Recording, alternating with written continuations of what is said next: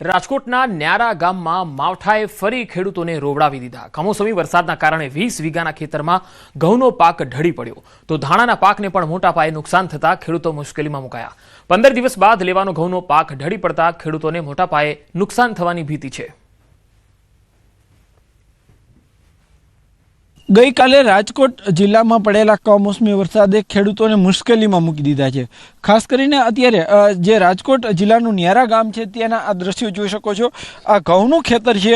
घऊना खेतरमां जे दृश्यो जोई शको छो के अहींया आखो पाक छे ते घऊनो पाक छे ते अत्यारे जे सूई गयो छे, ढળી गयो छे। कही शकाय के आ जे छे घऊनी जे पाक तैयार थई गयो हतो ने मात्र 15 दिवस बाद ज जे पाक लेवाना हता। खेडूत आ जे पाक छे ते 15 થી 20 દિવસમાં मार्केटिंग यार्ड सुधी पहोंचवानो हतो। जो के ए पहला ज गई काले जे कमोसमी वरसाद आव्यो हतो ने कमोसमी वरसादना कारणे जे आखुं खेतर छे ते अत्यारे जे छे घऊनुं ढળી गयुं छे। मात्र घऊं नहीं, धाणा सहितना जे तल सहितनो जे खेत पाक छे तेमने पण व्यापक प्रमाणमां नुकसान आव्युं छे। आ नुकसानीना दृश्यो जोई शको छो के जे खेडूत छे तेमनी शुं स्थिति थई हशे ज्यारे तेमनो महामूलो पाक छे ते आ रीतना ढળી પડ્યો છે। आखું 20 વીઘાનું ખેતર છે તે આખું તેમાં મોટા પ્રમાણમાં નુકસાની છે। કે ખેડૂતો છે આપણે એમની સાથે પણ વાત કરવાનો પ્રયાસ કરીશું।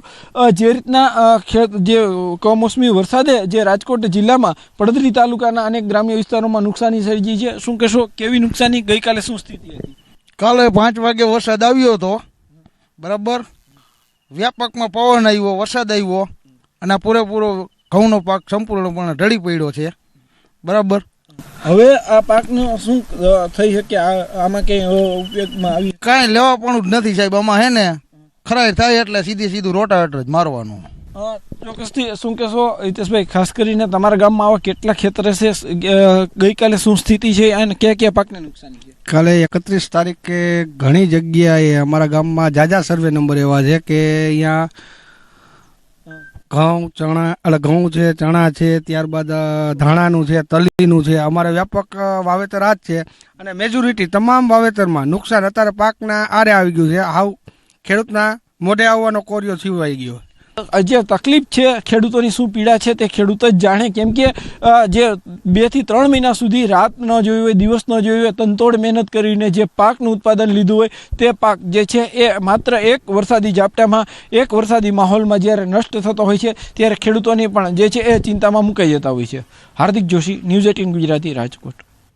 અમદાવાદના સાણંદ કલાણા ગામમાં જૂથ અથડામણનો મામલો। પથ્થરમારો કરનારા 20 લોકોની ધરપકડ થઈ છે। બે જૂથ વચ્ચે સામાન્ય બાબતમાં પથ્થરમારો કરવામાં આવ્યો હતો। સાણંદ જીઆઈડીસી પોલીસે આરોપીની ધરપકડ કરી વધુ તપાસ શરૂ કરી છે। પથ્થરમારોનો બનાવ જે છે એ બન્યા બાદ પોલીસ દ્વારા સમગ્ર વિસ્તારમાં કોમ્બિંગ હાથ ધરાયું હતું। કુલ 60 લોકોની અટકાયત થઈ, જે પૈકી ગુનામાં 20 લોકોની ધરપકડ કરાઈ છે।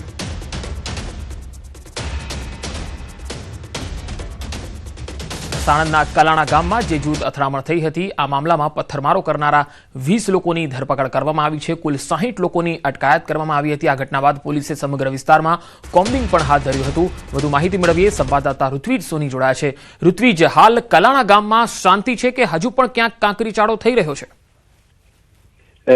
વાત કરીએ હાલમાં સમગ્ર પરિસ્થિતિ ઉપર પોલીસે કાબુ મેળવ્યો છે અને સમગ્ર ગામની વાત કરીએ શાંતિપૂર્ણ વાતાવરણ જોવા મળી રહ્યું છે। મહત્વની બાબત એ છે કે જે પ્રકારે આ બનાવ સામે આવ્યો હતો અને ત્યારબાદ કેટલાક વિડીયો છે તે પણ સોશિયલ મીડિયામાં વાયરલ થયા હતા। પોલીસે આ વિડીયોના આધારે આરોપીઓની ઓળખ કરી હતી, કોમ્બિંગ હાથ ધર્યું હતું। આરોપીઓ છે તે આસપાસના ખેતરોની અંદર છુપાઈ ગયા હતા એટલે પોલીસ દ્વારા ડ્રોનની પણ મદદ લેવામાં આવી હતી અને આ રીતે જે તે સમયે કુલ 60 જેટલા શંકાસ્પદ ઇસમોને અટકાયત કરવામાં આવી હતી અને તેમાંથી જે વિડીયોના આધારે આરોપીઓની ઓળખ થતા 20 આરોપીઓની પોલીસે ધરપકડ કરી છે। જ્યારે અન્ય જે આરોપીઓ હતા તેઓની વિરુદ્ધમાં પોલીસ દ્વારા જે અટકાયતી પગલા સહિતની કામગીરી છે તે કરવામાં આવી છે। જી ઋત્વિજ, આભાર માહિતી આપવા માટે।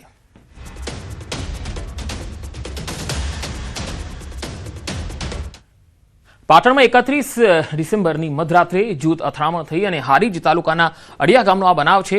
નોનવેજની દુકાન પર રૂપિયાની લેતી દેતી બાબતે ઘર્ષણ થયું। બે જૂથ વચ્ચે બરાબરની જામી અને ત્યારબાદ રૂપિયાની લેતી દેતી બાબતે હુમલો પણ થઈ ગયો। હુમલાની આ ઘટનામાં 2 લોકો ગંભીર રીતે ઘાયલ થયા। ઘાયલ થયેલામાં એકની હાલત વધુ ગંભીર બતાવાઈ રહી છે।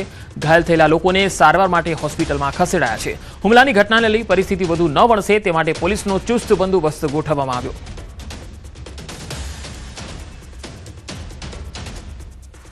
ફરિયાદીની ફરિયાદના અંતે ટોટલ 7 નામજોગ આરોપી વિરુદ્ધ ફરિયાદ નોંધવામાં આવી છે. આ ઉપરાંત ફરિયાદમાં જે રીતે જણાવ્યું છે એ રીતે જે ટોળાના ઇસમો હતા જે અજાણ્યા ઇસમો વિરુદ્ધમાં ફરિયાદ નોંધવામાં આવી છે. હાલ પોલીસના બંદોબસ્ત હેઠળ આ સિચ્યુએશન કંટ્રોલમાં છે. ફરિયાદીની ફરિયાદના અંતે ટોટલ 7 નામજોગ આરોપી વિરુદ્ધ ફરિયાદ નોંધવામાં આવી છે. આ ઉપરાંત ફરિયાદમાં જે રીતે જણાવ્યું છે એ રીતે જે ટોળાના ઇસમો હતા જે અજાણ્યા ઇસમો વિરુદ્ધમાં ફરિયાદ નોંધવામાં આવી છે. હાલ પોલીસના બંદોબસ્ત